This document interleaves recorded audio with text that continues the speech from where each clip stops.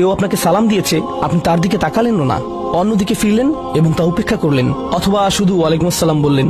আপনি সালামের জবাব দিয়েছেন, কারণ তা না হলে তো গুনাহ হতে পারে, কিন্তু জবাব দিলেন খুবই নিচু স্বরে, এটা নিশ্চিত করার জন্য যাতে সে শুনতে না পায়, আর সে মনে করলো যে আপনি জবাব দেননি।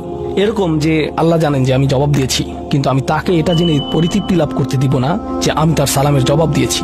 তো যখন সে এসে বলে যে ভাই আমি তো আপনাকে সালাম দিয়েছি, আপনি জবাব দেননি, আমি তো জবাব দিয়েছি, এটাও হাউন এর অভাব। আল্লাযীনা ইয়ামশুনা আলাল আরদি হাওনা, মানুষের প্রতি বিনয়, শিশুদের প্রতি করুণা, বয়স্কদের প্রতি করুণা, এমন মানুষদের প্রতি করুণা যারা এর যোগ্য না। আর প্রসঙ্গক্রমে এর অর্থ এটা না যে আপনাকে অপমান করার সুযোগ আপনি মানুষকে করে দিবেন। এমন পরিস্থিতি আছে আমাদের পরিবারগুলোতে, আমাদের বন্ধু বান্ধবের মাঝে, আমাদের পরিসরে, যেখানে কিছু মানুষকে অবমাননাকর হিসেবে পাবেন। এমনটা ঘটে। আপনার পরিবারে এমন মানুষ রয়েছে, কখনো কখনো আপনার পিতামাতাও এরকম হতে পারেন।